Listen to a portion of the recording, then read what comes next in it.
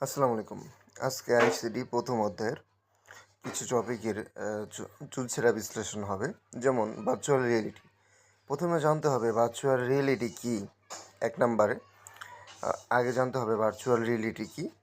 যেমন virtual reality হলো hardware ও software দ্বারা তৈরিকৃত এমন একটি পরিবেশ যা মানুষের সামনে উপস্থাপন করলে মানুষ সেটাকে বাস্তব পরিবেশের মতো মনে করবে। যেমন আপনি বসে আছেন ঘরে, আপনার মাথায় এমন একটি হেলমেট বসানো হলো, সে হেলমেটের মাধ্যমে আপনি আছেন আসলে ঘরে, কিন্তু আপনাকে দেখাবে আপনি যুদ্ধক্ষেত্রে যুদ্ধ করতেছেন। মূলত এটাই হলো ভার্চুয়াল রিয়েলিটি। ভার্চুয়াল রিয়েলিটির মাধ্যমে গাড়ি চালানো শেখানো হয়। যেমন এই ভার্চুয়াল রিয়েলিটির মাধ্যমে গাড়ি চালানো যখন শেখানো হয় তখন চালককে একটি নির্দিষ্ট স্থানে বসতে হয়। তখন চালকের মাথায় হেড মাউন্ট ডিসপ্লের সাহায্যে তাকে এমন একটি পরিবেশ দেখানো হয় যার সাহায্যে সে যানবাহনহীন একটি রাস্তা দেখতে পায়, যার মাধ্যমে সে বিনা যানজটবিহীন, বিনা দুর্ঘটনাবিহীন গাড়ি চালানো শিখতে পারে। এরপর ভার্চুয়াল রিয়েলিটির মাধ্যমে যেমন কোনো একটি নবীন সৈনিক যখন যুদ্ধক্ষেত্রে যায়, তার পূর্ব অভিজ্ঞতা লাগে। তাকে পূর্ব অভিজ্ঞতা দেওয়ার জন্য পূর্ব থেকেই ভার্চুয়াল রিয়েলিটির মাধ্যমে এমন একটি কৃত্রিম পরিবেশ সৃষ্টি করানো হয় যার মাধ্যমে সে যুদ্ধক্ষেত্রের পরিবেশের অভিজ্ঞতা অর্জন করতে পারে। তাছাড়া জটিল অপারেশনের ক্ষেত্রে যেমন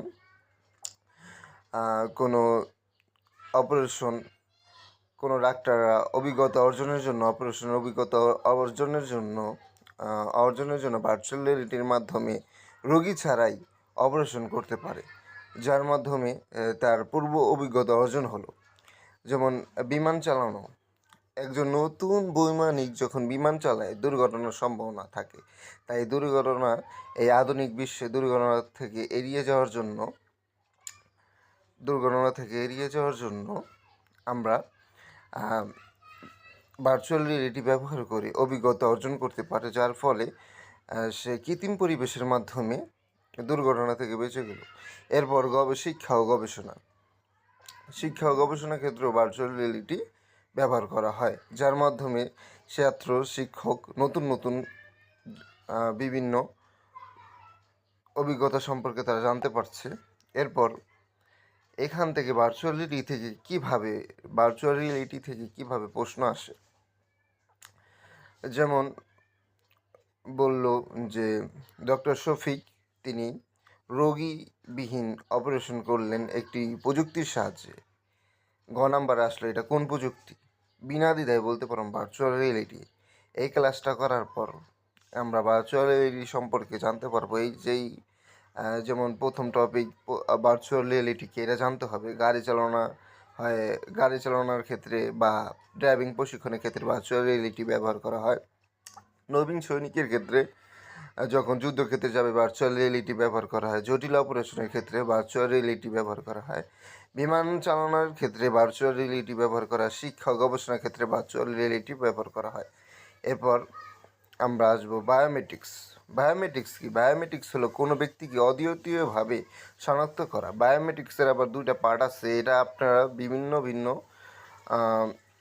টপিকও বলতে পারেন। যেমন ফিঙ্গারপ্রিন্ট থেকে কিভাবে প্রশ্ন আসে, যেমন জনাব শফিক তার অফিসে যাওয়ার ক্ষেত্রে তিনি তার আঙ্গুলের ছাপ দিল, তখন তার দরজাটি খুলে গেল।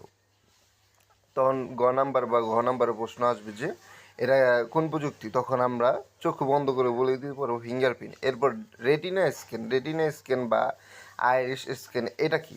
এটার মাধ্যমে যেমন জনাব রফিক সে তার অফিসে যাওয়ার ক্ষেত্রে তার এমন একটি প্রযুক্তি আছে যে এই প্রযুক্তির মাধ্যমে তাকে উপরে তাকাতে হয় এবং তার চোখের স্ক্যানের মাধ্যমে সেই দরজা খুলে যায়। তখন বলবে যে এটা কোন প্রযুক্তি? Retina scan.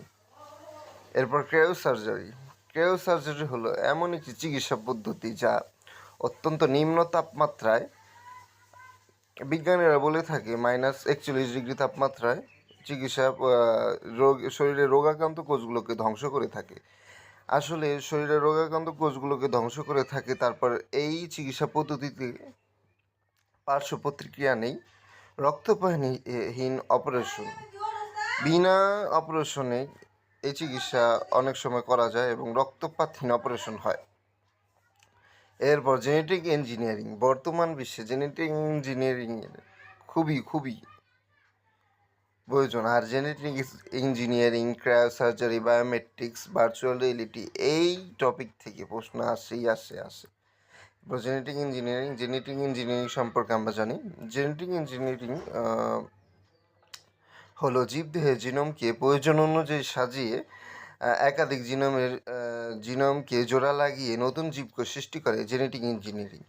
এখন জেনেটিক ইঞ্জিনিয়ারিং থেকে প্রশ্ন কীভাবে আসে? প্রশ্ন আসে যেমন জনাব রফিক, সে আম নিয়ে গবেষণা করছে।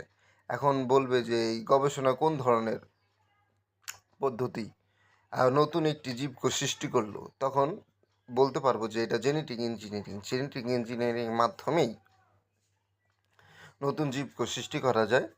আর genetic engineering, cryosurgery, biometrics, virtual reality, এখান থেকে প্রশ্নই আসে। আশা করি ভিডিওটা যদি ভালো লেগে থাকে, বন্ধুদের একটি শেয়ার, একটি লাইক। আসসালামু আলাইকুম।